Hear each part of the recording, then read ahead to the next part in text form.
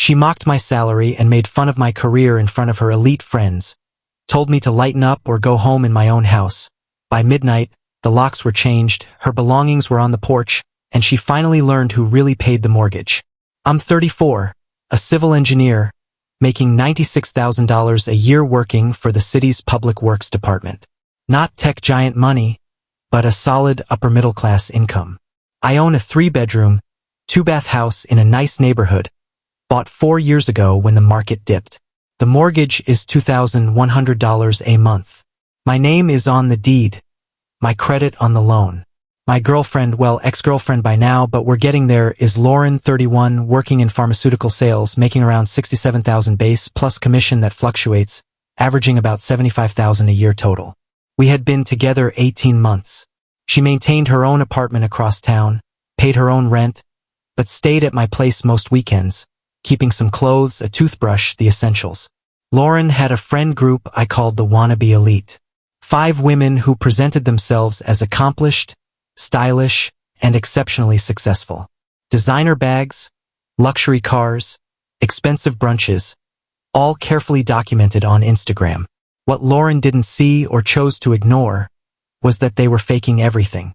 Melissa drove a leased BMW 5 Series. Tiffany flaunted a Louis Vuitton bag that was a replica, as I confirmed with my sister, an expert collector. Natasha wore Louboutins, but the red soles were painted on. Jennifer boasted about her loft, which was really a studio apartment with high ceilings. And Courtney, the leader, claimed private equity but worked as an administrative assistant. All feeding off each other's illusions. They bought designer knockoffs, leased cars, rented jewelry, and lived for Instagram. Lauren started following their example, buying bags she couldn't afford, caring about brands, posting photos of brunches that cost $80 a person. I didn't mind her spending her money, but I noticed she began to be embarrassed about my job. When asked what I did, she hesitated. He's an engineer, leaving out civil and public sector. 3 weeks ago, she asked to host a dinner party at my house, saying, "Your place is so much nicer." I agreed.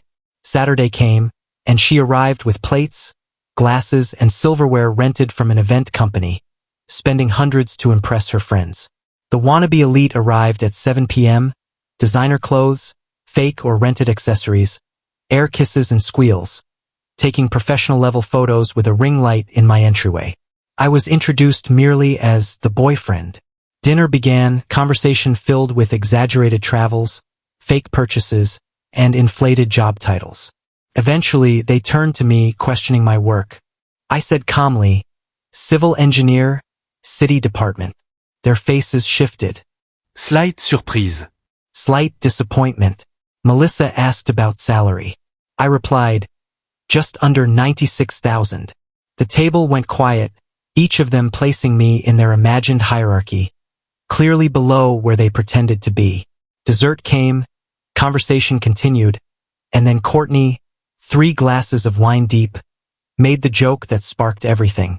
"Lauren, honey, how do you afford those Valentino heels on a civil servant's salary?" The table laughed. Lauren laughed.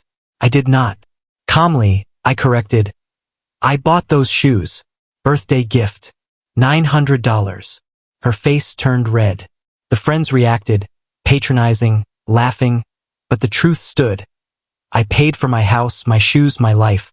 I was not embarrassed, but I was disrespected in my own home. After that night, I walked back to the dining room, calmly declaring, "Ladies, I'm heading out. Lauren will clean up." Lauren followed, confused. "Where are you going?" I reminded her. "You told me to go home or lighten up." I left my own house at 9 p.m., driving to a coffee shop, sitting in the quiet, thinking, and making a decision. By 10:30 p.m., I called a 24-hour locksmith, explaining I needed emergency lock changes. Midnight came, the locksmith arrived, and in 45 minutes, every lock on the front door, back door, and garage was changed. I paid, waited, watching from my car as the wannabe elite partied on inside, oblivious to the quiet operation happening outside. At 1:30 a.m., the party ended. I watched as Lauren left, locking the door behind her. I waited another hour to be sure she wouldn't return. At 3 a.m., I gathered the clothes she kept, her toothbrush, makeup, shoes, and placed everything in 2 boxes on the front porch, adding a note, "Lauren, relationship over. You told me to go home or lighten up in my house. I went home. Now you can go to yours. Your key doesn't work anymore. Everything you left here is in these boxes. Don't contact me. Done." I locked the new locks and went to bed. Sunday morning began with phone calls, 7 more texts, each asking why her key was disabled, why her belongings were outside. I responded once, "You have your own apartment. Go there. We're done." I blocked her number. Around noon, the doorbell rang. Lauren returned with Courtney, who was filming. They knocked, rang, and yelled. Lauren claimed injustice. Courtney called it illegal. I stayed calm, watching from inside. When police arrived, I explained the situation. House in my name, mortgage in my name, utilities in my name.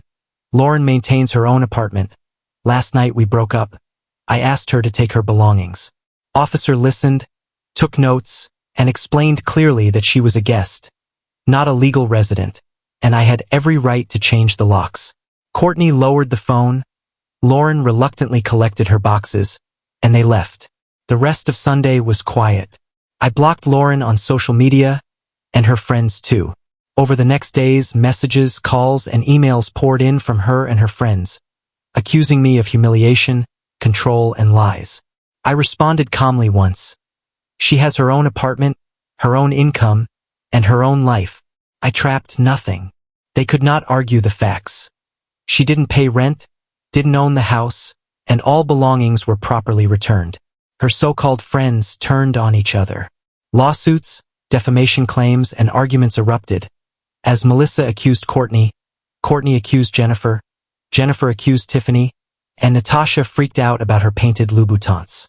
All their lies and debt collapsed under the truth. Meanwhile, my life continued. I still owned my house, paid my mortgage, and continued my career as a civil engineer. Months later, I ran into Lauren once more at a coffee shop.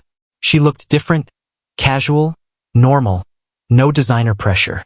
She apologized for the party, explained therapy, financial responsibility, and acknowledged how awful the night had been. I listened, nodded, and accepted her apology. She asked if I was seeing anyone. I learned about Rachel, her own career, honest about me without embarrassment. Lauren's eyes grew watery, realizing how she should have handled things. I finished my coffee, still owning my home, earning my salary, still comfortable in my career, while the wannabe elite disbanded completely. Melissa moved back with parents, Courtney left the city, Jennifer worked retail, Tiffany filed bankruptcy, and Natasha deleted social media. All that performance, debt, and pretension gone. My house remained mine, my career solid, and my life unaffected by their illusions. And when people asked what I did, I said proudly, without hesitation, I'm a civil engineer for the city. Nothing more, nothing less, and absolutely no embarrassment. The friends, the lies, the pressure, all collapsed on their own, while I stood quietly, calmly, and securely in reality.